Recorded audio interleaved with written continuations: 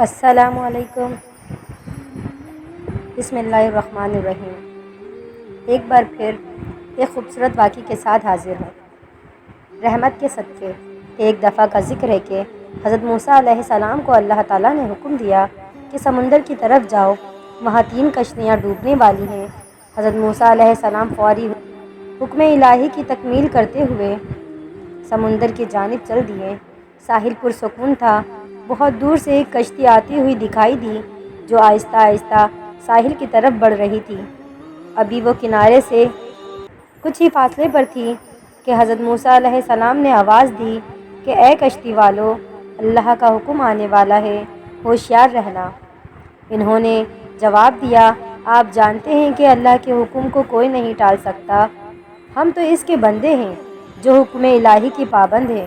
کشتی والے ابھی یہ بات کہہ ہی رہے تھے کہ اچانک ایک موج اٹھی اور کشتی ڈوبنے لگی۔ سوار اپنے آپ کو بچانے کی کوشش کرنے لگے۔ اتنے میں ایک اور زبردست موج آئی اور کشتی کو اپنے ساتھ بہا کر سمندر کی تہہ میں لے گئی۔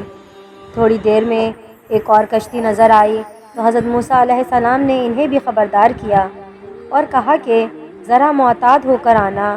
انہوں نے بھی پہلے والوں کی طرح جواب دیا کہ جو کچھ ہونا ہے ہو کر رہے گا، اور کشتی کو کنارے کی طرف لاتے رہے، یہاں تک کہ ساحل کے قریب آتے آتے یہ کشتی بھی ڈوب گئی۔ حضرت موسیٰ علیہ السلام اللہ کی حکمت کے بارے میں سوچوں میں محو تھے کہ انہیں ایک تیسری کشتی آتی دکھائی دی۔ آپ نے حسب سابق اس کشتی والوں کو بھی نصیحت کی کہ دیکھو، اللہ کا حکم آنے والا ہے، اپنے گناہوں کی معافی مانگتے ہوئے ذرا محتاط ہو کر آؤ۔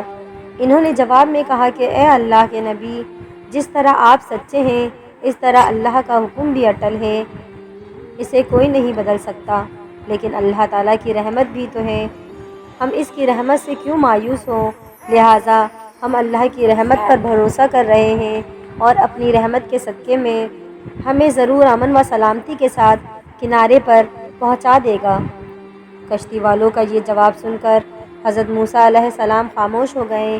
جب کشتی بحفاظت کنارے آ لگی تو اللہ کے پیغمبر سوچنے لگے کہ اللہ نے 3 کشتیاں ڈوبنے کا فرمایا تھا تو 2 ڈوب گئیں، لیکن تیسری سلامتی کے ساتھ کنارے آ لگی، یہ کیسے بچ گئی؟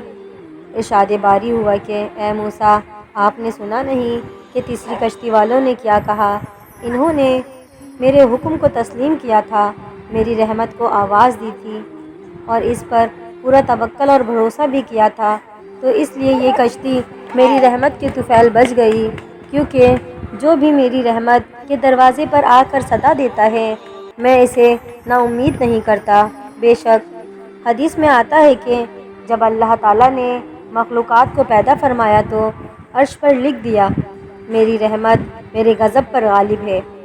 بے شک اللہ تعالیٰ ہم سب کو اپنی رحمت کے صدقے حفظ و امان میں رکھے، آمین۔